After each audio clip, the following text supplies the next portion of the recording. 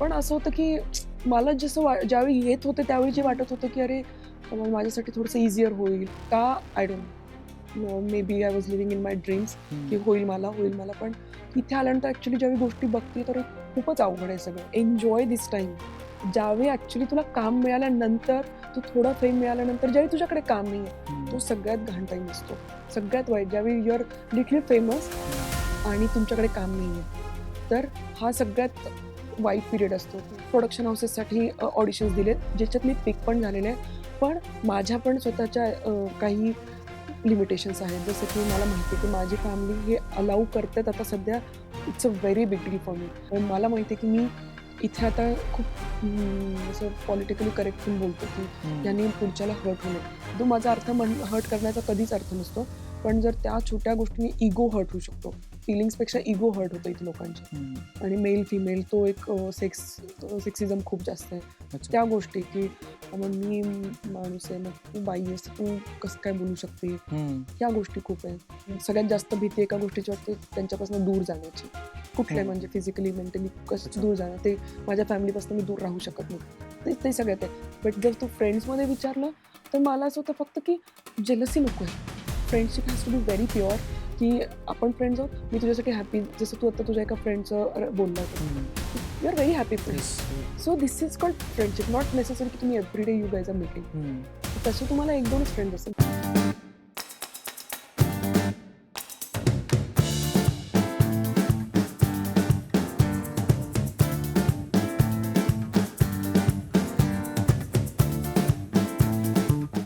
नमस्कार मित्रांनो, माझं नाव ऋतुराज पंडित आणि तुम्हा सगळ्यांचं पुन्हा एकदा मनपूर्वक स्वागत. मित्रांनो, आज आपल्याबरोबर आपल्या कार्यक्रमात आलेली आहे अभिनेत्री, मॉडेल, जिने विविध हिंदी आणि मराठी शोजमध्ये काम केले. मित्रांनो, आज आपल्याबरोबर आहे अभिनेत्री भक्ती साधू. तुझं मनापासून स्वागत पुन्हा एकदा आमच्या शोवरती. Thank you so much. आम्ही आत्ता रिसेंटलीच हा शो सुरू केलाय आणि जवळपास आमच्यात हा 10वा एपिसोड आहे आणि विविध क्षेत्रातील विविध मान्यवर आमच्याकडे येऊन गेले आणि त्यांनी मार्गदर्शन केलंय आम्हाला. जसं मी प्रत्येक वेळेस म्हणतो की ते नाटकाशी रिलेटेड असेल किंवा मग अभिनयाशी किंवा आपल्या क्षेत्राशी असेल. तर त्यांचे विचार आम्हाला ऐकायला मिळतात आणि आमच्या प्रेक्षकांना पण काहीतरी नवीन शिकायला मिळतं. सो तुझं मनापासून आभार की तू आमच्या शोवरती आलीस. Thank you so much. तर पहिला प्रश्न म्हणण्यापेक्षा मला पर्सनली तुझ्याबद्दल जाणून घ्यायला आवडेल, की तुझ्याबद्दल सांग ना थोडं, की तू या क्षेत्रात कशी आलीस किंवा पहिल्यांदा तुला कधी वाटलं, की आपल्याला अभिनय वगैरे किंवा करायला आवडतंय? सो अभिनय करायचा हे तर फिक्स्ड होतं. म्हणजे अगदी लहानपणापासून? खूप लहानपणापासून म्हणजे मला मला असं वाटायचं की अ, माझ्यामध्ये तो स्पार्क आहे. कारण आम्ही अ, सगळेजण असं म्हणजे सिबलिंग्स ज्यावेळी एकत्र असायचो, चुलत बहीण-भाऊ आम्ही सगळे. त्याच्यामध्ये मला असं कायम असं वाटायचं की हे लोकं कोणीतरी डॉक्टर, इंजिनिअर होणार आहे हे मला माहिती असायचं. बट मला हे कायम असं वाटायचं की मी शिक्षण घेणार आहे भरपूर, पण पण माझं करियर हे अभिनयामध्येच असणार आहे. हे मला अगदी आय वुल्ड से की मी 10वी-11वी पासून तर मला माहितीच होतं, की अच्छा. मला ह्याच क्षेत्रात जायचंय. बरं. पण मी घरच्यांना कधीच बोलू शकायचे नाही. कारण आमच्या घरी असं वातावरण बऱ्यापैकी ऑर्थोडॉक्स आहे. सो हं. त्यांना या गोष्टी फार आवडत नाहीत, की ॲक्टिंग, मॉडेलिंग म्हणजे मग तू यूएसमध्ये राहा, तू जगाच्या पाठीवर कुठे पण राहा. हं. पण म्हणजे मूळचे तर आपण इंडियन आहोत. सो त्यामुळे त्यांना त्या गोष्टी फार आवडत नाहीत. पण मी नंतर अमेरिकेत गेले. मी तिथे हं. शिक्षण घेतलं. कॉलेजमध्ये काही मॉडेलिंग असाइनमेंट्स मिळाल्या हं. आणि इंडियामध्ये आपल्या स्किनला ॲब्सोल्युटली इम्पोर्टन्स नाहीये. हं. व्हेअरएज ज्यावेळी यूएसमध्ये मी गेले त्यावेळी त्यांना माझा स्किन कलर, स्किन टोन इतका आवडायचा, की हं. म्हणजे जर मी काही ऑडिशन वगैरे सपोज द्यायला गेले, तर मला माहिती असायचं की माझं सिलेक्शन होऊ शकतं. कारण त्यांना इतकं अट्रॅक्टिव्ह वाटतं आपलं हं. लूक. हं. तर मग त्यावेळी थोडेफार मॉडेलिंग असाइनमेंट्स केले होते. कारण कॉलेज होतं, जॉब होता नंतर इव्हेंच्युअली आणि आमचा बिझनेस होता रेस्टॉरंट बिझनेस. अच्छा. तर ज्याच्यामध्ये मी ॲक्चुअली बऱ्यापैकी ॲक्टिव्हली काम करायचे. ओके. तर त्यामुळे मी माझा जॉब सोडला आणि then I move to my restaurant business. पण असं ते असं म्हणजे आय वॉज नेव्हर हॅपी. मला असं कायम वाटायचं, की मी कधी ह्याच्यातनं बाहेर पडते आणि मी तिथे मूव्हीजसाठी वगैरे ऑडिशन दिलेले होते. एक मूव्ही होता नेम कॉल्ड कोलंबस. तर ओके. तिथे मी छोटासा रोल केला, बट अनफॉर्च्युनेटली तो एडिटिंगमध्ये माझा तो कट झालेला आहे. अच्छा. पण पण मला असं वाटायचं, की मला माहिती आहे, की तिथे मला काम नाही मिळणार ॲक्टिंगमध्ये. कारण इतकं निश मार्केट आहे ते. कारण म्हणजे एखाद्या मूव्हीमध्ये एक नाही 1000 100 मूव्हीमध्ये एखादा रोल असेल, जिथे तुम्हाला एशियन मुलगी हवी आहे. हं. हं. एशियनमध्ये तुम्हाला इंडियन लुक्सवाली हवी आहे. हं. त्यामध्ये तुमच्या एजमधली हवी आहे. तर ते इतकं निश होतं ना, की ते मला माहित होतं की it's going to be a big struggle. So मला असं वाटलं की I think I should come back to India आणि मी इथे एक्सप्लोर करायला हवं. पण आई-बाबांना ज्यावेळी सांगितलं तर त्यांच्यासाठी खूप मोठा शॉक होता. त्यांना हे ॲब्सोल्युटली पटत नव्हतं, की काय म्हणजे एवढं चांगलं आयुष्य सोडायचं हं, तिथे हं, आणि हं. काय इंडियामध्ये येऊन का तुला करायचं वगैरे, वगैरे. They were absolutely they are still not happy. पण that still not happy. They are still not happy. But मला असं झालं, की नाही मला कुठेतरी सुरुवात करायची आहे. ज्या मुलींना मी बघितलं they have started their career like literally 16-17 अशा एजमध्ये त्यांनी हं, चालू हं, केलंय. हं. सो मला त्याच्या मानाने भरपूर उशीर झाला. तर पण ठीक आहे. इट्स चालायचंच. नेव्हर लेट आणि इट्स हो. Always better than never like never try. तर येस. मला ते रिग्रेट नकोय लेटर ऑन, की मी खरंच ट्राय नाही केलं. पण मुंबईतलं ॲब्सोल्युटली काही माहिती नाही. कोणी फॅमिलीसोबत नव्हती आलेली. हं, हं, हं. बॅग घेऊन आले फक्त आणि मुंबईमध्ये कुठे जायचं काय म्हणजे जसं सांगतात ॲक्टर लोकं, खरंच तशी स्टोरी आहे, हं. की कुठे राहायचं हे पण माहिती नाही. ऑल आय न्यू वॉज कारण एअरपोर्ट माहिती असायचं फक्त कारण भारतात यायचं त्यावेळी बरोबर. मुंबई एअरपोर्टवर यावं लागायचं. हां. पण एवढंच माहिती होतं, की फिल्म सिटी आहे. ॲक्टिंग करायची तर फिल्म सिटीच्या जवळ राहायचं. फिल्म सिटी गोरेगावमध्ये. Let's find a house in Goregaon. तसं मी शोधून गोरेगावमध्ये एक मग तू Facebook राहायला गेलीस तिकडे गोरेगाव फक्त अपॉर्च्युनिटीसाठी? That's all. म्हणजे मी बॅग घेतली आणि मी डायरेक्ट गोरेगावमध्ये ते पण Facebookवर एक शोधलं, की कुठे अपार्टमेंट आहे का? हं. आणि काय? आणि मला असं झालं, की मुलगी हवी फक्त रूममेट म्हणून आणि मग तिथे जाऊन एक्सप्लोर करूयात, बघूयात, की हं, हं. ॲक्टरसोबत राहायचंय, की काय? म्हणजे will figure it out once I reach there.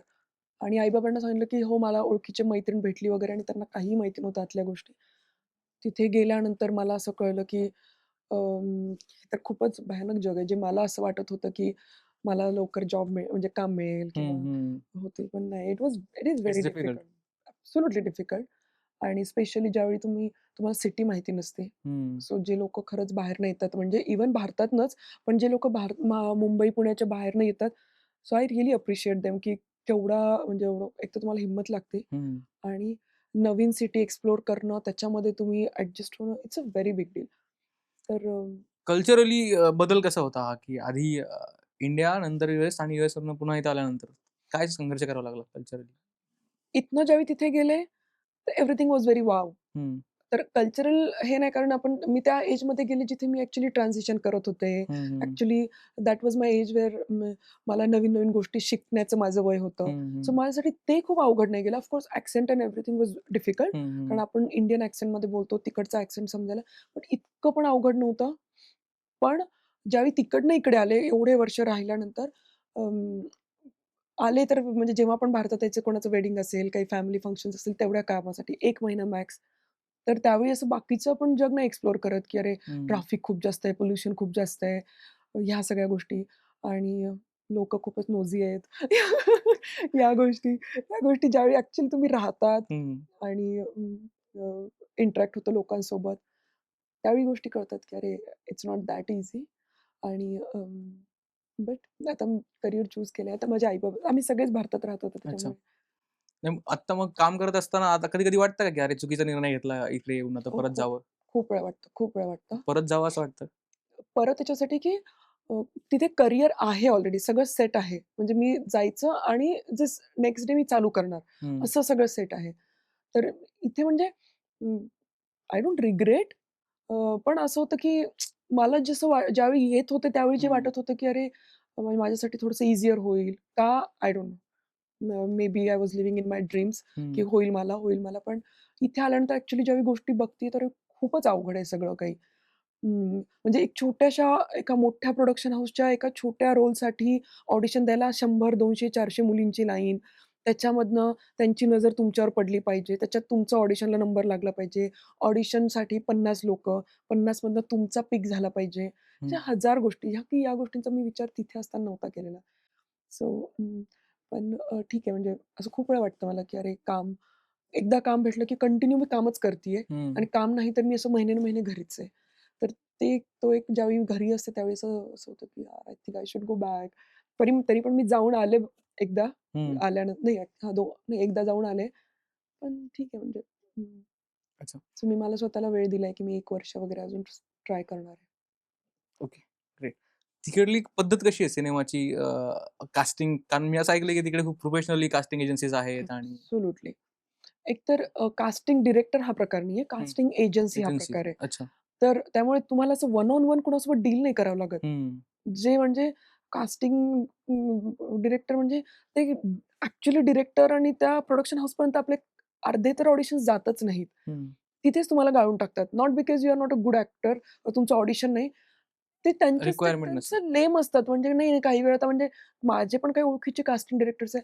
हां, ठीक आहे ना, बघूयात, हां, पाठवूयात. हां, जाऊ दे ही ओळखीची तिचं पाठवूयात. म्हणजे मग ते किती पण तिचं ऑडिशन कसंही असो, अशा पण गोष्टी होतात.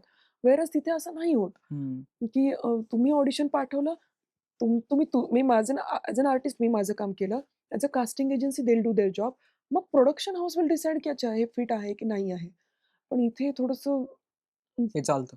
मुळात कास्टिंग एजन्सी हे कल्चरच नवीन आलेलं आहे. अजून इंडियामध्ये म्हणजे मला तरी वाटत नाही की खूप फ्लुएंट झाले. राइट. खूप प्रोफेशनल होत नाहीये. कास्टिंग डायरेक्टर्स खूप आहेत. एजन्सीज नाहीये तसं हां. सोपं. Well casting agencies are mainly into modelling. हं. हां. पण त्यांचं काय होतं म्हणजे मी इनिशियली ज्यावेळी आले त्यावेळी एजन्सीजमध्ये काही एजन्सीजमध्ये मी एनरोल केलं होतं. They take like big portion ज्यावेळी त्यांना माहिती आहे स्पेशली की तुम्हाला इथलं काहीच माहिती नाहीये. हं. They take literally a big portion तुमचं जे काही रेम्युनरेशन मिळतं त्याच्यातनं. सो मग इव्हेंच्युअली असं वाटलं की ठीक आहे आता profile as a model okay build आहे. तर हं. आता मला काही एजन्सीजची गरज नाही पडणार. पण माझं मेन फोकस मला ॲक्टिंगमध्ये करायचं आहे. I don't enjoy being into modelling. Modelling. Okay. तर स्ट्रगल चालू आहे म्हणजे. नाही कमाल. आणि ॲडव्हर्टाइजमेंटसाठी वगैरे ऑडिशन्स असतात चालू? हो, हो. ॲडव्हर्टाइजमेंटसाठी तर मी रोज ऑडिशन देते. अच्छा. अगदी रोज ॲडव्हर्टाइजमेंट. म्हणजे मी आज पण ऑडिशन देऊन आलेले आहे. तर ओके. रोज ऑडिशन्स देते आणि आय बीन व्हेरी लकी की माझे ॲडव्हर्टाइजमेंट्समध्ये फॉर सम रिझन मी पटकन पिक होते. हं. आणि it's instant money if you look at that way. पण हं. तो एक्सपिरियन्स नाही काउंट होत. ॲज अन ॲक्टर म्हणून मूव्हीमध्ये जर तुम्हाला काम करायचं, तो एक्सपिरियन्स नाही काउंट होत. ओके. सो तुमच्या प्रोफाईलवर तुम्ही नॉट नेसेसरी की मी आता एक 15-16 ॲड शूट्स केलेत. ओके. पण मी माझे हार्डली 1-2 ॲड शूट्स टाकलेले आहेत. बाकीचे ॲड शूट्स टाकत पण नाही, मी दाखवत पण नाही. म्हणजे त्याचा काही फार उपयोग नाही होत. तर अच्छा. तर त्या गोष्टी आहेत. पण इट्स अन इन्स्टंट मनी म्हणजे तुम्ही ॲड करा आणि पैसे मिळवा. सो त्या याने जर तुम्हाला फक्त त्या गोष्टींनी बघायचं असेल तर it's a good way. It's a good source of income. But as an artist म्हणून मला असं वाटतं की it's not a very big platform की जिथे तुमच्या ॲक्टिंग स्किल्स कळून तुम्हाला मूव्हीजमध्ये काम मिळेल त्याच्यावरनं. But there are people who been very lucky की हं. त्या लोकांना मिळालेली आहेत कामं. मी असं नाही म्हणू शकत. पण इतके मी आता ॲड शूट्स केले तर माझे काउंटच होत नाहीत त्या ॲड शूट्स. आणि मी चांगल्या-चांगल्या ब्रँडसोबत काम केलंय. हं. माझ्या सोबत म्हणजे मी सगळे जे काम ॲड शूट्स केले ते सगळे मोठ्या-मोठ्या आर्टिस्टसोबत केलेले आहेत. म्हणजे किशोरी शहाणे, राकेश बेदी ओके. असे म्हणजे अजून म्हणजे भरपूर अच्छा. लोकांसोबत काम केलंय. पण स्वप्नील जोशी, आदेश बांदेकर वगैरे या अशा ह्यांच्यासोबत. मोठ्या कलाकारांबरोबर काम केल्यानंतर अनुभव कसा असतो त्यांचा? म्हणजे कामाची पद्धत वगैरे काय शिकायला मिळतं? They are very quick. They very know good. Their script. हां. राइट? आणि तुम्ही आधी एकतर त्यांचा म्हणजे पूर्ण त्यांना बघूनच त्यांचा ऑरा बघूनच तुम्ही घाबरलेले हं, असतात हं, तिथे. हं, हं. तर पण इतकं शिकायला मिळतं, की ज्यावेळी असं म्हणजे फ्री टाईम असतो, त्यावेळी ते लोकं असं लिटरली आपण जसं बडबड करतो तसं इझिली असं ज्ञान दिल्यासारखं देतात, हां. की तू असं बस ना, त्यापेक्षा मग तुझी ही साइड चांगली आहे, तू अशी ॲक्टिंग कर, तू असं दाखव, तू तसं म्हणजे ह्या अशा छोट्या-छोट्या गोष्टी ते लोकं शिकवत राहतात. तर त्यातनं ऑफ तुम्हाला भरपूर शिकायला मिळतं. एखादा असा किस्सा की कुणी तुला सांगितलं की ही गोष्ट अरे क्लिक झाली, की अरे बापरे! काय कमाल गोष्ट सांगितली मला. मला हेल्पफुल ठरली माझ्या क्राफ्टसाठी. ॲब्सोल्युटली. मी आत्ता एक मूव्ही केलाय मकरंद देशपांडेंसोबत. त्यांच्या बरं. अपोझिटमध्ये मी होते. अच्छा. तर तर ज्यावेळी आम्हाला दोघांना फ्री टाईम होता, आम्ही बसलेलो तर त्यावेळी मी त्यांना असंच म्हणत होते, की म्हणजे त्यांनी मला विचारलं, की "कसं आहे तुझी जर्नी?" वगैरे हं, हं, असं-तसं नाही का. हं. म्हटलं, "इट्स व्हेरी फ्रस्ट्रेटिंग." कधी-कधी असं होतं, की आय शुड गो बॅक आणि काम नाही मिळालं तर वगैरे. हं, तर मला म्हणाले, की "एन्जॉय धिस टाईम." ज्यावेळी ॲक्चुअली तुला काम मिळाल्यानंतर, तू थोडा फेम मिळाल्यानंतर ज्यावेळी तुझ्याकडे काम नाहीये, तो हं, सगळ्यात घाण टाईम असतो. सगळ्यात वाईट. ज्यावेळी यू आर लिटल फेमस हं, आणि तुमच्याकडे काम नाहीये. तर हा सगळ्यात वाईट पिरियड असतो, की लोकांचं मग नजर तुमच्यावर असते. म्हणजे he had gone through that. मग तुमच्यावर लोकांची नजर असते, की "अरे, तू घरीच बसलेली का? तू घरीच बस." तो पिरियड सगळ्यात वाईट असतो. सो आत्ता जो वेळ मिळतोय, तो एन्जॉय कर. ती प्रोसेस एन्जॉय कर. शिक त्याच्यातनं आणि ते it's like he is himself is he is म्हणजे काय शब्दच लेजेंड. नाही. He is a legend. Yeah. तर त्यांच्यासोबत मी किती 14 दिवस शूट केलंय. हं, हं. म्हणजे एव्हरी सेकंड आणि इतकं फ्लॉलेस आहे त्यांचं सगळं. त्यांना फक्त स्क्रिप्ट माहिती पाहिजे. त्यांना माहिती पाहिजे, की माझं सध्या आता मी इथे काय करणार आहे आणि दॅट्स ऑल. आणि दुसऱ्या मोमेंटला ते एकदम चिल असतात. हं. Camera on, he is into his characters. तर ह्या ज्या काही-काही छोट्या-मोठ्या गोष्टी असतात, ज्या खूप शिकण्यासारख्या आहेत त्यांच्याकडनं. कमाल. त्याच्या आधी मी के. प्रभाकर सोबत काम केलं. अच्छा. तर सेम त्यांचं पण असंच, की अ, त्यांचं विलनचा रोल होता आणि मी त्यांच्या अपोझिटमध्ये मी त्यांना मारून टाकते हं. असा रोल होता. तर मी त्यांच्या अपोझिट तर ते असं कॅमेरा ऑन होईपर्यंत इतके म्हणजे मजा करणार, एन्जॉय हं, करणार हं. आणि मी माझ्या कॅरेक्टरमध्ये अजूनही मी आपले माझे डायलॉग्स वाचतीये. मी असं फील करतीये, की "सर मी तुम्हाला असं करणार. सर मी तुम्ही तसं हं. तुम्ही त्याला ही रिएक्शन द्या." आणि "तू काय करायचं तू कॅमेरा ऑन केल्यानंतर कर. मी तुला रिएक्शन देतो." तर हे ते ऑफ कोर्स त्यांच्या एक्सपिरियन्स अनुभवातून त्यांनी बरोबर. तर 150 एक्सपिरियन्स प्लस येस. मूव्हीज केले मूव्हीज. आणि माझा तो सेकंड और थर्ड प्रोजेक्ट होता. So there is a difference. एक मला असा मुद्दा मला असं वाटला, की तू एवढं चांगलं काम करतेस मोठ्या दिग्गज लोकांबरोबर आणि खूप चांगली जर्नी चालू आहे. तरी तुला असं का वाटतं, की म्हणजे पॅरेंट्स हॅपी नाहीयेत किंवा तुला like up to the mark असं नाहीये, असं का वाटतंय? मी आता 1 सव्वा दीड वर्ष होतो ऑलमोस्ट. हं. त्याच्यामध्ये मी 15-16 ॲड शूट्स केले. मी 1 डेली सोप केली आहे. मी 6-7 शॉर्ट फिल्म्स केले आहेत किंवा आता 3-4 मूव्हीज. अनफॉर्च्युनेटली एक पण मूव्ही अजून रिलीज नाही झालाय. सो अच्छा. ॲज सच म्हणजे मी नुसती शूटच करतीये. हं. Nothing is coming out. So ते फ्रस्ट्रेशन त्यांना आहे, की तू सगळ्यांनाच असं वाटतं, की तू तर कंटिन्यूअस शूटमध्येच असतीस. हं, हं, बघ ना हं. 1-दीड वर्षामध्ये जर मी एवढ्या सगळ्या गोष्टी केल्या तर I been always been on the set. बरोबर. मग दिसत तर काही नाहीये. सो ते मेजर फ्रस्ट्रेशन आहे त्यांना, की हं, हं. खरंच हे होणार आहे, की तू तू स्वतःला फूल करतीये, बनवतीयेस, तू आम्हाला पण फूल बनवतीयेस. सो ह्या गोष्टी आणि I have no answers to those questions right कारण ते त्यांच्या बरोबर, ठिकाणी चुकीचे नाहीच आहेत.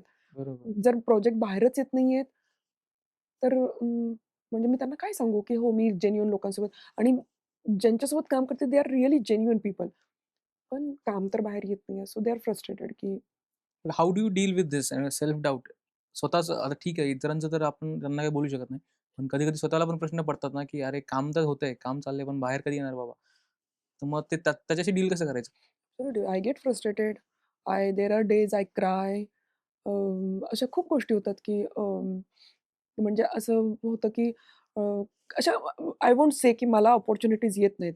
मी खूपच चांगल्या-चांगल्या प्रोडक्शन हाउसेससाठी ऑडिशन्स दिलेत, ज्याच्यात मी पिक पण झालेले आहे. पण माझ्या पण स्वतःच्या काही लिमिटेशन्स आहेत. जसं की मला माहिती आहे, की माझी फॅमिली हे अलाऊ करतात आता सध्या. It's a very big deal for me. So असे काही रोल्स आलेत, की ज्याच्यामध्ये मला असं खूप बोल्ड सीन्स आलेले आहेत. They don't find me girl next door. हं, मी जेव्हा पण ऑडिशन देते, त्यांना असं वाटतं, की नाही, नाही हिला बोल्ड सीन देऊयात. नाही, नाही हिला छोटे-छोटे कपडे घालून हे असं. ते माझ्या घरच्यांना नाही आवडत, की असा स्टिरियोटाइप होतोय हं, किंवा अच्छा हिला म्हणजे बिकनीमध्ये हिला आपण देऊयात. म्हणजे हं, असं इन्सिडेंट झालेलं आहे, की मी मूव्ही साइन केला, तर ज्यावेळी तुम्हाला बिकनीमध्ये असतं, त्यावेळी तुम्हाला प्रॉपर कॉन्ट्रॅक्ट असतो त्याचा हं. आणि there is a team who is supporting you because सेटवर 100-125 बरोबर, लोकं असतात बरोबर. ऑब्व्हियसली. आणि you are only alone in the bikini. तर तुझ्यासाठी तो सेट पूर्ण फ्री केलेला असतो. त्याच्यामध्ये फक्त डिरेक्टर आणि जे असिस्टंट 1-2 डिरेक्टर्स आणि तुमचे मेकअप आर्टिस्ट आणि काही तुमच्या जे फिमेल एडीज वगैरे असतात, तेवढेच लोकं असतात जे टू सपोर्ट यू आणि जर तुझ्यासोबत जर कोणी ॲक्टर लोकं असणार, काम करणार तुझ्यासोबत, तर ते लोकं असतात. तर सो असा कॉन्ट्रॅक्ट प्रॉपर साइन्ड असतो. व्हेअरएज एका मूव्हीमध्ये असं झालेलं, की त्यांनी वेळेवरच ठरवलं, की "नहीं, नहीं, इसको बिकनी पहनाते." सो अशा गोष्टी अशा खूप म्हणजे 2दा-3दा झालेल्या आहेत माझ्यासोबत. पण तू कसं डील केलंस मग नाही, तू I said no. Directly? No, I said no because first that was not written. तुम्ही हां. आता मला भेटल्यानंतर you can't take the advantage, की हां, आता फ्रेंड्स झालोयत आपण सेटवर, आपण बोलतोय आणि मला त्यांनी जे काही शूट होता एका ठिकाणी, ते पण नव्हतं सांगितलेलं.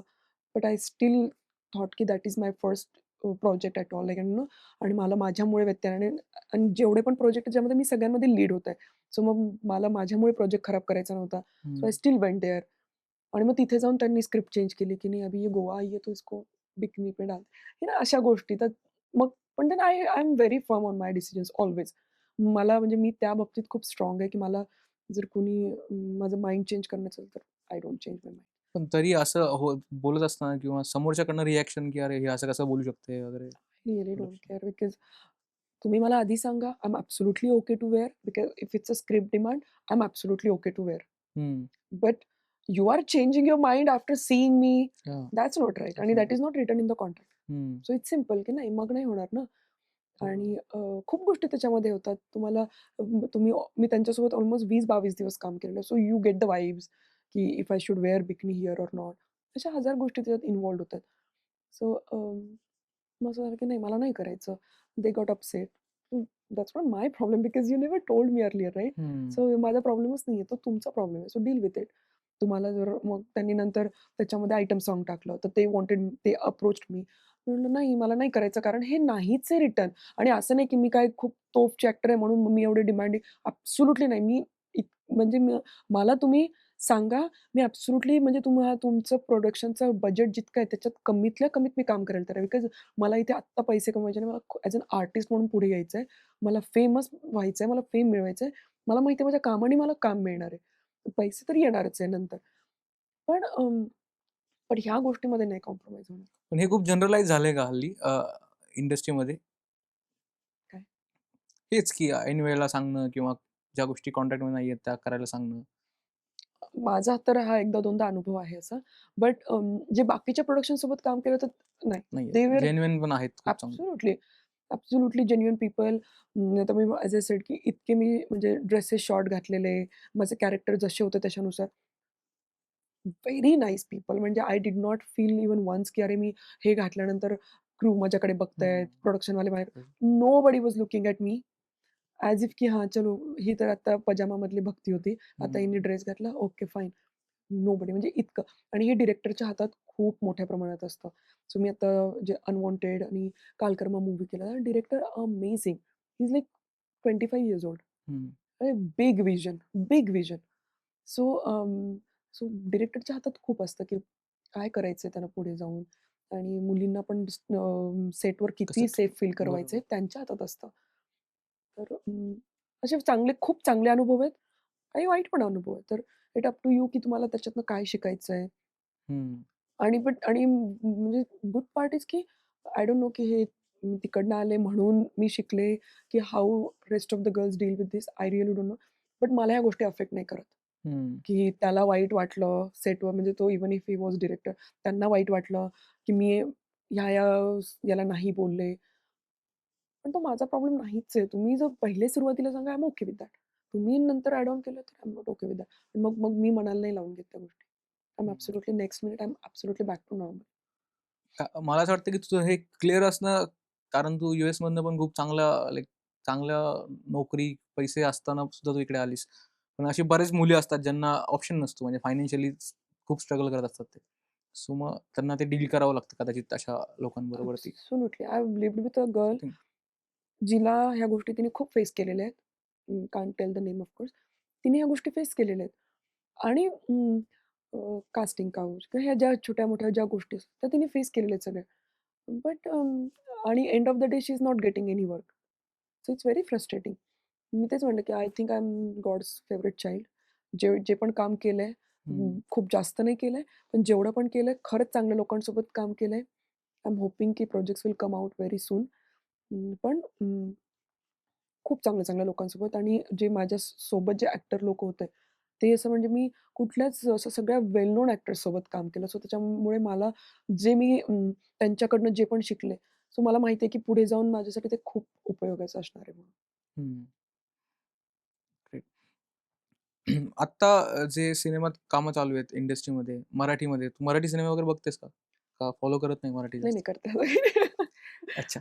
तर काय मराठी सिनेमाबद्दल तुझं काय मत आहे, की मराठी सिनेमा वेगळा कसा आहे? किंवा तू आता जागतिक यूएसमध्ये गेल्यानंतर तिकडले सिनेमा वगैरे बघितले असतील किंवा आत्ताही Netflix वगैरे बघत असतील. तर इंडियन सिनेमा कसा वेगळा आहे? किंवा इंडियन सिनेमाचा अशी कुठली गोष्ट आहे इंडियन सिनेमाची जी जगभरात लोकांना आवडते किंवा ते आपले यूएसपी आहे आपला इंडियन इंडस्ट्रीचा?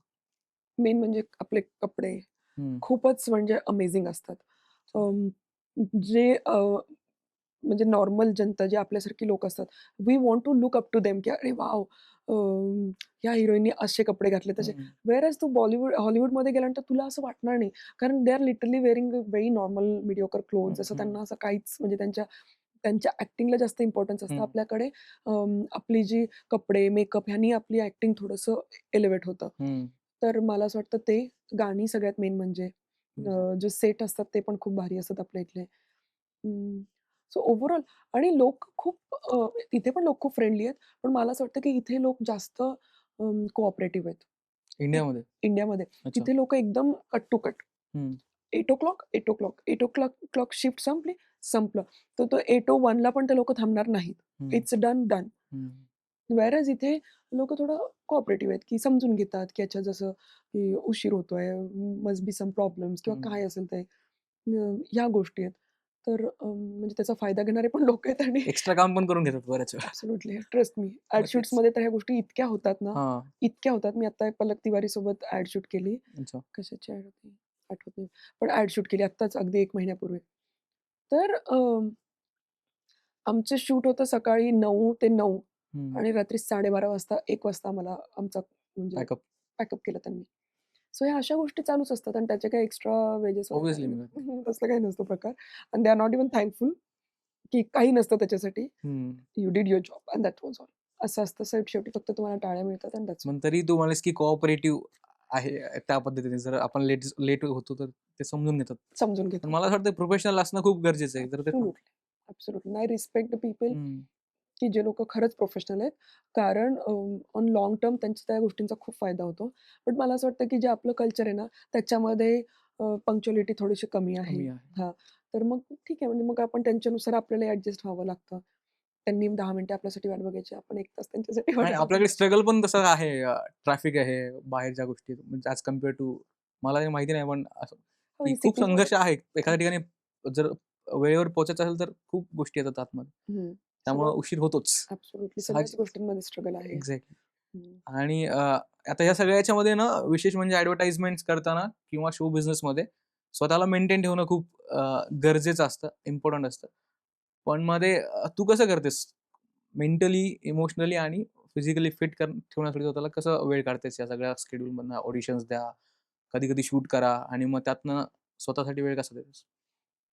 सो मला माहिती आहे, की मी दिवसातल्या तासांचे मी कसं स्वतःला हे करायचं आणि I am very strict to my calendar. हं, मी म्हणजे आय डोंट एंटरटेन, की असं अचानक काही गोष्टी प्लॅन चेंज होतायत. आय हं, डोंट एंटरटेन. कारण मला माहिती असतं, की मला या आज दिवसात ज्या दिवशी मी फ्री असते, मी ॲब्सोल्युटली वेल्ली असते. मी हं, पजामाच्या बाहेर येणार नाही. मग मला जे म्हणाल ते मी करू शकते. हं. पण ज्यावेळी माझा टाईम असा शेड्यूल ठरलेला असतो, तो ठरलेलाच असतो. मग मी त्याच्यामध्ये काही कॉम्प्रोमाईज नाही करत.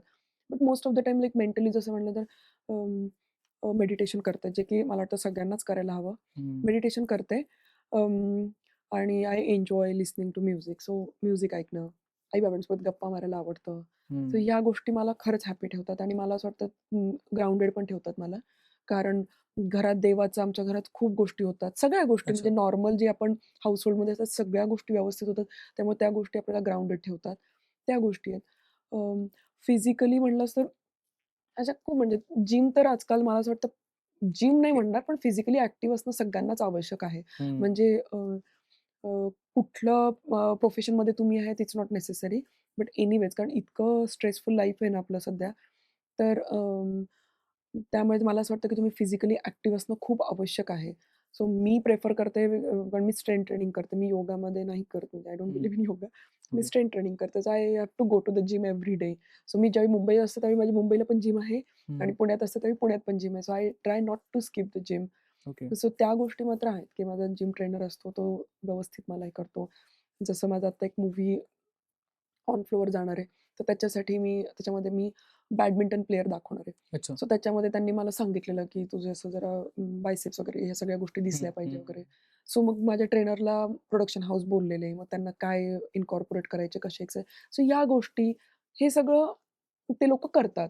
सो मला माहिती आहे, की जर माझं प्रोडक्शन हाऊस एवढं काय म्हणजे they are working on me. जर माझा trainer is working on me. माझं काम काय आहे, की जस्ट गिव्ह देम युअरसेल्फ, की हं. दे आणि करून घे. आणि diet is very like plays very vital role. कुणाच्या पण म्हणजे ॲक्टिंग हे करिअरच नाही, इन जनरल पण, हं. की try to eat clean food. जास्तीत जास्त बाहेर कमीत कमी खाण्याचा प्रयत्न करते. अच्छा. Start day with the clean म्हणजे क्लीन वॉटर आणि असं म्हणजे फार ॲम्बिग्युअस गोष्टी करत नाही. Just keep it very simple.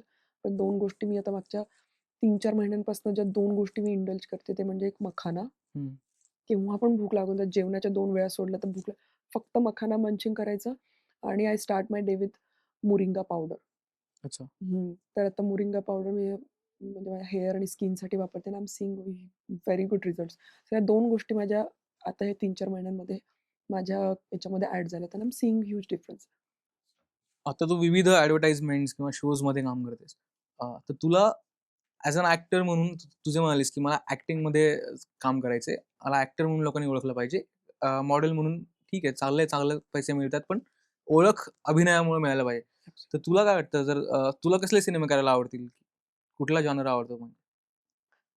एका आर्टिस्टला हे म्हणणं तर चुकीचं आहे, की मला ह्याच नाही, टाइपचे पण एक करायचे. असतं ना, की आता ड्रीमी जे म्हणतो आपण, की मला सिनेमात काम करायचं, तर अरे मला हे ओम शांती ओम सारखं, शाहरुख खान सारखं काम करायचंय किंवा हां, एक म्हणजे इमेज असते डोक्यात आपल्या. हां.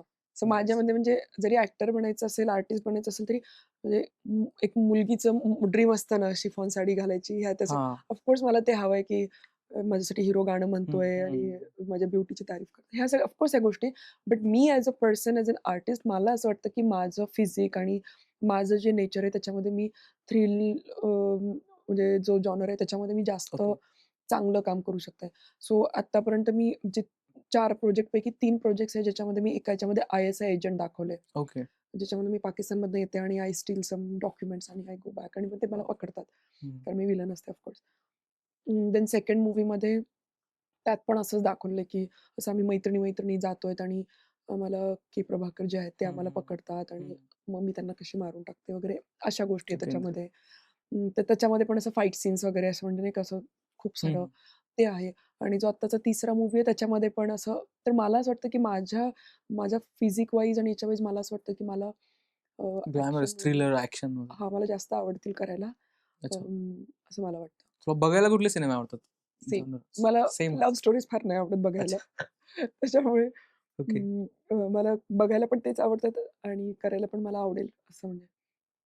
जसं मस्त. तापसी पन्नू कसं एक हं. एक टिपिकल त्या बरोबर, जॉनरमध्ये असेल, मला तशा टाइप्सचे रोल्स जास्त आवडतील बरोबर. Than being like very girly girly आणि असं स्पाय युनिव्हर्सचे जे आहेत चालू आहे सध्या तशा वॉर आहे. तशा टाइप्सचे तशा हं, आवडतील मला. कॉपचा रोल करतीये कुठल्या हं. एखाद्या एजंटचे रोल्स करते तसे मला आवडतील. ऑडिशन्सची प्रोसेस काय असते? आत्ता तू जे ऑडिशन देतेस, की म्हणजे बऱ्याच वेळा खूप अशी मुलं आहेत किंवा मुली आहेत जे ऑडिशन देतात, पण त्यांना लाइक इग्नोर केलं जातं बऱ्याच वेळा. पण तुझी लाइक तू जे म्हणालीस, की गॉड्स चाइल्ड तुला संधी मिळत जाते किंवा क्रॅक करतेस तू ऑडिशन्स. लाइक हं. इट्स होपफुल, की ऑडिशन्स क्रॅक होतात बाबा, हे तरी ॲब्सोल्युटली. कळतं आणि तू केलेस आता सिनेमे वेगळे. तर ऑडिशनमध्ये काय अनुभव येतात तुला, की म्हणजे दडपण कसं असतं कॅमेरासमोर, की प्रत्येक वेळेस की अरे जमणार आहे की नाही, नर्व्हस की हे होणार आहे की नाही बाबा? ॲब्सोल्युटली. 2 टाइपचे ऑडिशन्स. हं, एक म्हणजे फिजिकली जाऊन ज्यावेळी हं, तिथे प्रेशर जास्त असतं. हं, बिकॉज बाहेर 400-500 लोकांची लाईन लागलेली असते. त्याच्यामधनं यू बीन व्हेरी फॉर्च्युनेट की तुमचा नंबर लागलाय हं. आणि तुमच्यासाठी they don't have more than 5 minutes. आणि त्यांच्यासाठी तुमच्यासारख्या अशा हजारो मुली तिथे पडलेल्या आहेत आणि त्यांना काहीही घेणं-देणं नाहीये. सो जसं माझं मी अनवॉन्टेडसाठी किंवा जो ट्रायंगल मूव्ही ज्याच्यामध्ये मी आय-एस-आय एजंट हं, होते हं. तर त्या मूव्हीजच्या ऑडिशन्स वगैरे म्हणजे आय रिमेंबर की खूप म्हणजे ते ट्रायंगल मूव्ही ज्याच्यामध्ये मी आय-एस एजंट होते, आय रिमेंबर त्यांनी सांगितलं 109 मुलींचे प्रॉपर ऑडिशन्स घेतलेत त्यांनी हं. आणि मग माझं पण त्याच्यामध्ये म्हणजे 110 मध्ये मी पण होते. तर मग त्यांनी ते प्रेशर खूप जास्त असतं बिकॉज यू नो की तिथे एक टीम आहे 10-15 लोकांची. दे आर ऑब्झर्व्हिंग यू हं. आणि तुम्हाला स्क्रिप्ट आता 5 मिनिटापूर्वी मिळालेली आहे. ती लक्षात ठेवा. हो. ती प्रोसेस करा. त्याच्यामध्ये तुमचा रोल काय तुम्हाला दाखवायचा आहे ते प्रोसेस करा आणि त्याच्यामध्ये तुमची बॉडी लँग्वेज पण व्यवस्थित वाटली पाहिजे. कारण ते फक्त तुमच्या ॲक्टिंगने बाकीच्या पण गोष्टी ऑब्झर्व्ह करतायत. बरोबर. जो फक्त कॅमेराच्या मागे आहे डिरेक्टर तो तुमची ॲक्टिंग बघतोय. But rest of the people are observing you. Yes. So हे पण प्रेशर असतं. सो मला असं वाटतं ते माझ्यासाठी अवघड होतं. बट मी ना म्हणजे पहिलेपासूनच I am very friendly with cameras. मला be it modelling, hmm. Be it acting, म्हणजे जे काही मी Instagramवर थोड्याफार रील्स वगैरे बनवते. सो मला ओव्हरऑल मला असं वाटतं, की मी कॅमेराच्या समोर anyways I don't gate scared. जसं लोकं असं खूप हं, हं, घाबरतात. हं. मला असं काही भीती वगैरे नाही वाटत त्या गोष्टींची. पण एक प्रेशर असतं, की त्यांना जे हवंय ते माझ्याकडनं झालं पाहिजे आणि you never get second chance. It's hmm. Just do it or just leave it असं असतं ते. तर त्यामुळे ते एक प्रेशर असतंच. व्हेअरएज घरनं जे ऑडिशन्स आपण देतो, तुम्ही 10 वेळा टेक घेऊ शकतात. हो. जोपर्यंत तुम्ही खुश होत नाहीत आणि तुम्हाला ओके. याच्यातला हा एक चंक आवडला, तो चंक आवडला, तुम्ही एडिट करून पाठवू पाठवू शकतात. शकता. अशा गोष्टी होतात. पण जे मोठे-मोठे प्रोडक्शन हाऊसेस असतात, आजकाल ते करतायत घरनं पाठवा. पण ज्यावेळी मी मुंबईमध्ये राहायचे, हं. तर ते लोकं मला म्हणजे बोलवायचं डायरेक्ट सेटवर. मग ते थोडंसं अवघड वाटायचं आणि एक तर मला तेवढी सवय नव्हती. पण मला असं वाटतं ॲज अ सेड, की ॲक्टिंग ॲज अन ॲक्टर ॲक्टिंगपेक्षा ना ती 19-20 चालते. बट ॲज अ पर्सन तुम्ही कसे आहात, तुम्ही बाकीच्यांसोबत कसं ट्रीट करताय, ह्या हं. गोष्टी खूप, खूप बघितल्या जातात. सो अच्छा. मी जे पण आता मी जसं शॉर्ट फिल्म्स केल्या, मी एकाच प्रोडक्शनसोबत 4-5 वेळा केलंय. हां. मी त्यांच्यासोबत मूव्ही पण केलाय. हं. So I don't know if they like me as an actor, but I know for sure they like me as a person. हे हं. मला माहिती आहे. कारण सेटवर जे सगळे लोक आहेत, मी सगळ्यांसोबत खूप फ्रेंडली असते. सगळ्यांशी हसून खेळून असते. सो ते माझ्यामुळे सेटवर प्रॉब्लेम्स होत नाही, हे मला माहिती असतं. सो त्यामुळे ते कॉर्डियल रिलेशन बनतं माझं सगळ्यांसोबत. बरोबर आणि इट्स इट्स व्हेरी डिफिकल्ट की 2 मिनिटामध्ये जज करणं पण चांगला ॲक्टर आहे की नाही, इट्स ॲब्सोल्युटली, डिफिकल्ट. सो ते ॲज अ पर्सनच बघतात तुम्हाला की तुम्ही कसं आहे. Absolutely, absolutely. 19-20 चालतं तुमचं ॲक्टिंग, पण हं. पर्सन म्हणून तुम्ही तिथे 100% असायला हवे. तू मगाशी म्हणालीस की तू लहानपणापासून तुला वाटायचं की आपल्याला या क्षेत्रात काम करायचंय. सो मॅनिफेस्टेशनवरती तुझा विश्वास आहे का? की कारण सबकॉन्शियसली आपल्या डोक्यात चालू असतं की अरे नाही, हे करणं आहे असतं. 200% अच्छा. जितके पॉसिबल तितके. मी I manifest every single day. हं. मला काय व्हायचंय मी ते रोज मॅनिफेस्ट करते. मी 11 वाजून 10 मिनिटाचा अलार्म लावलेला असतो सकाळचा आणि रात्रीचा. कारण मला 11:11 ला परत काहीतरी मागायचं असतं किंवा हं. थँक यू म्हणायचं असतं. अच्छा. सो मी इतकं जास्त बिलीव्ह करते. आणि जेवढ्या म्हणजे यू म्हण की सुपरस्टिशियस आहे, okay, fine. I am superstitious. हं. तुम्ही म्हणा की खूप ऑर्थोडॉक्स आहे, fine. I am orthodox. Manifestation believe करते, yes, I do believe. Not because या फील्डमध्ये मी in general hmm. I am very thankful for everything आणि I have lot of expectations also from universe. So दोन्ही पण आहे. But हो, I believe in that. मी मॅनिफेस्ट करते आणि खूप गोष्टी म्हणजे मला असं वाटतं की तुम्ही मॅनिफेस्ट करता तर खूप गोष्टी होतात त्या. होतं. हां, तर मला नाही माहिती की काय रिलेशन आहे. बट मला असं वाटतं की तुम्ही इतक्या जोमाने त्याच्यासाठी काम करायला लागतात ना, बिकॉज यू नो युअर गोल की मला हे करायचंय, मला ते करायचंय. सो मला असं होतं की म्हणजे मला ॲक्टिंगचं एवढं मला अजून अनुभव नाही आलाय कारण खूपच कमी दिवस हं, आहे. हं, हं. बट माझ्या बाकीच्या पर्सनल लाईफमध्ये पण मी बघते. एखादा असा गोष्ट जी तुला नेहमी वाटायचं मॅनिफेस्ट करायची संधी झाली. हां, म्हणजे मला माझ्या स्वतःच्या कमाईने Mercedes घ्यायची होती. सो ते मला असं म्हणजे आई-बाबा घेऊन देतील तो भाग वेगळा, पण स्वतःच्या याने हं, हं. सो आय ऑल्वेज वॉन्टेड की मला माझं घ्यायचंय किंवा म्हणजे मी मटेरिअलिस्टिक गोष्टींमध्ये जास्त मला आवड हं, आहे. हं. सो मग असं होतं की मी मॅनिफेस्ट कर आणि तू त्याच्यासाठी वर्क हार्ड आणि मग तू तुझं कर. झालं म्हणजे घेतलं. हो.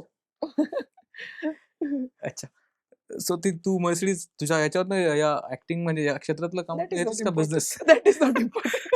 नाही बिझनेस काय असतो हे तरी कळलं पाहिजे.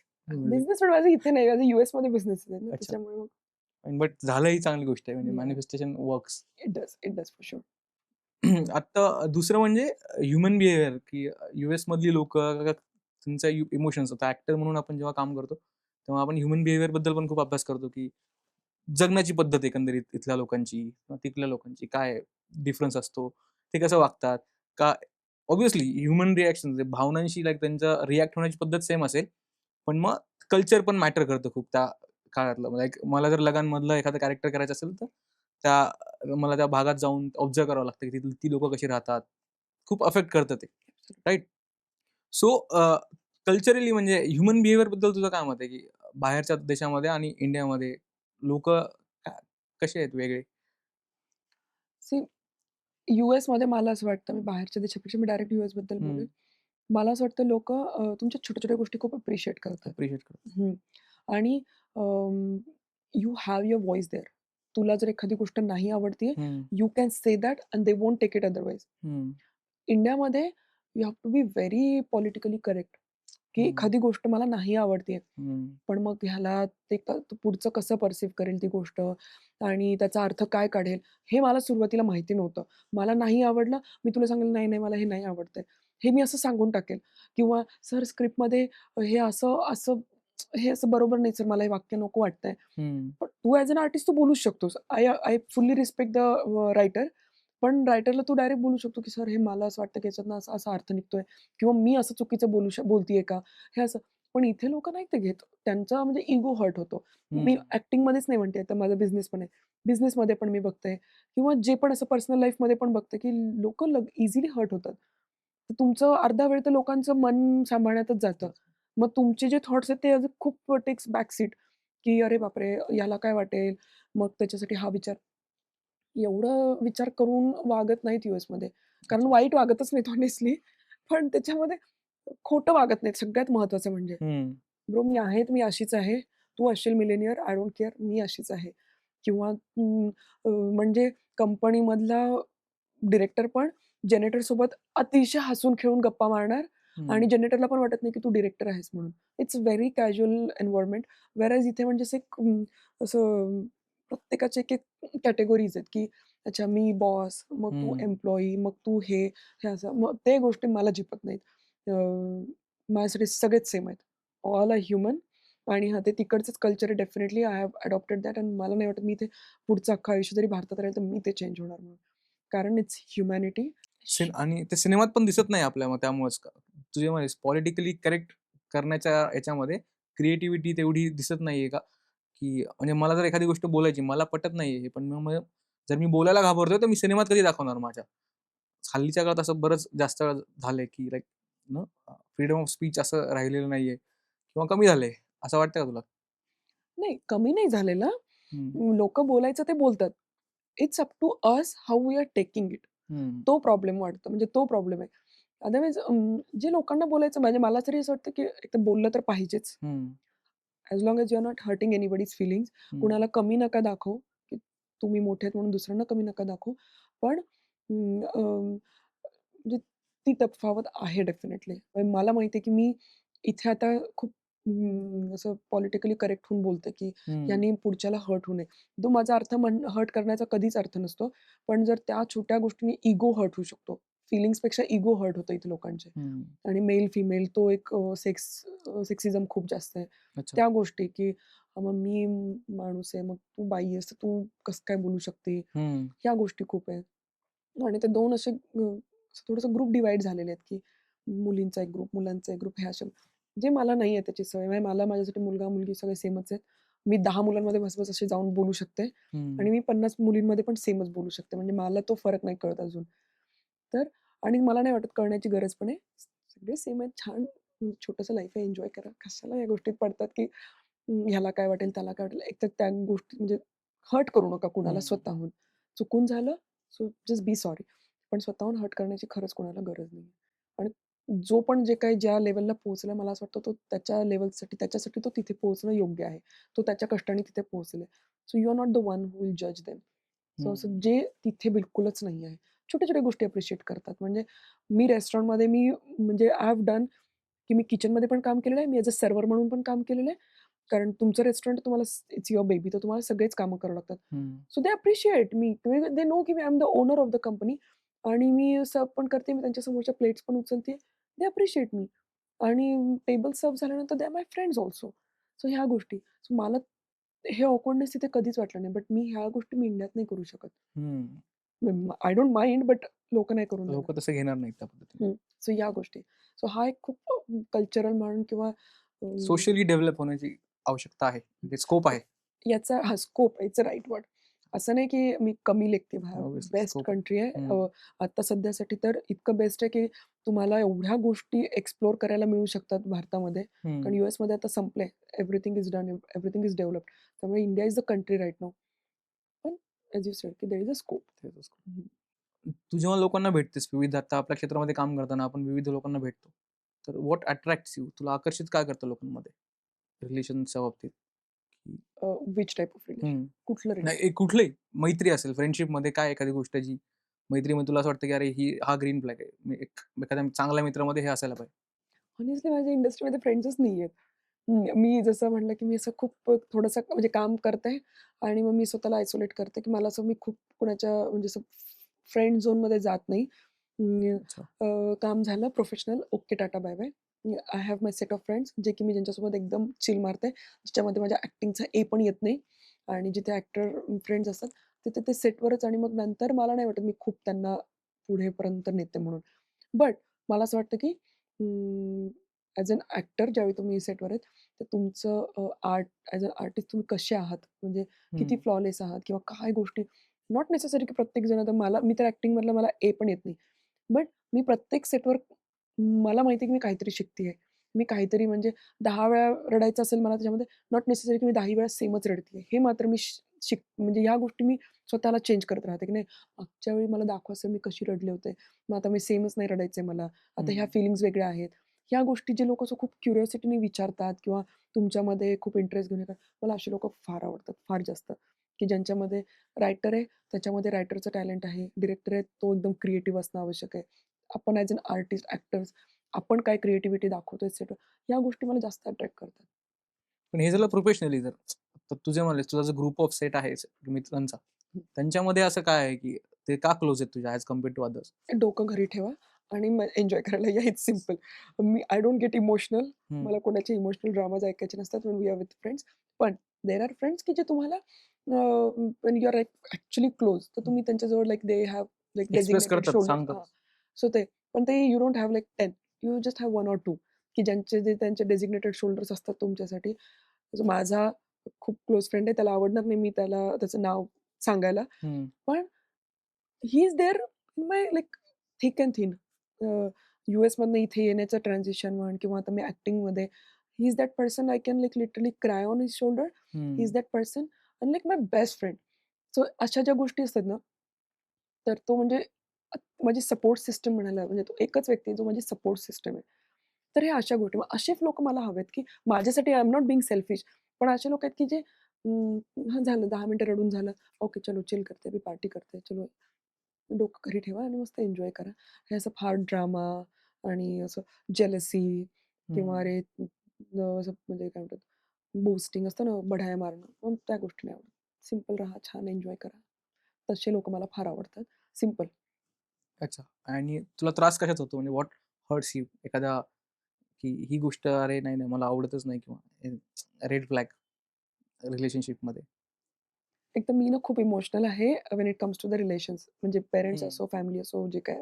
सो मला सगळ्यात जास्त भीती एका गोष्टीची वाटते त्यांच्यापासून दूर जाण्याची. कुठल्याही हं, म्हणजे हं. फिजिकली, मेंटली अच्छा. दूर जाणं. ते माझ्या फॅमिलीपासून मी दूर राहू शकत नाही. ते ते सगळ्यात आहे.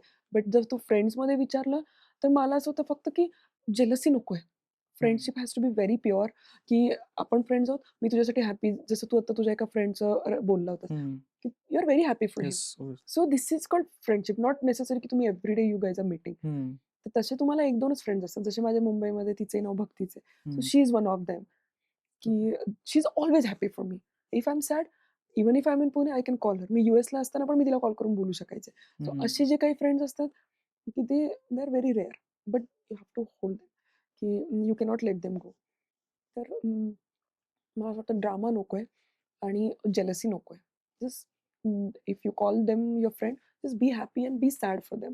की "अरे यार, नाही छान झालं. चल ठीक आहे, I am there for you." और "अरे यार, I am very happy for you." So अशा गोष्टी जे की मला इथे आल्यानंतर असे फ्रेंड्सच नाही भेटत.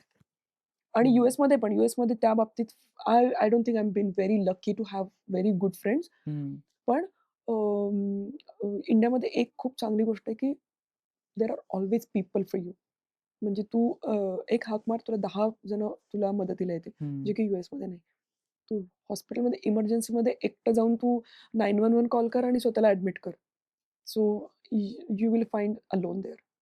अच्छा. हां, म्हणजे माझ्या बाबतीत नाही, but I have seen people की दे आर अलोन देअर आणि म्हणजे अशा गोष्टी होतात, जे की जे इथे नाही इंडियामध्ये, जे मला खूप आवडतं या गोष्टी. अ, तुझ्या आयुष्यातील अशी एखादी गोष्ट जी टर्निंग पॉइंट तुला वाटतं, की हे ह्याच्यामुळे तुझ्या आयुष्याला कलाटणी मिळाली किंवा एखादा क्षण असा, एखादी मोमेंट जी तुला बदलावीशी वाटेल पास्टमध्ये जाऊन? बापरे! Very good question. हां, म्हणजे मी जे डिसिजन खूप उशिरा घेतलं करिअरमध्ये एंट्री करण्याचं, हं. तर मला असं वाटतं की मी आधी घ्यायला हवं होतं ते डिसिजन.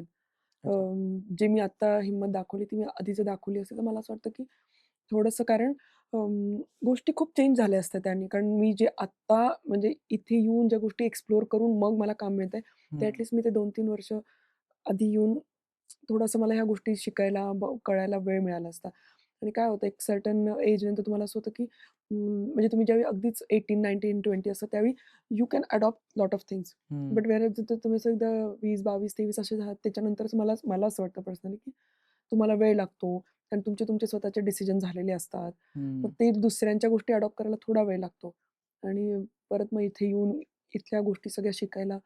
सो मला असं वाटतं की मी जर हेच डिसिजन थोडंसं आज एक 4-5 वर्ष आधी घेतलं असतं तर छान झालं असतं, असं मला वाटतं. ओके.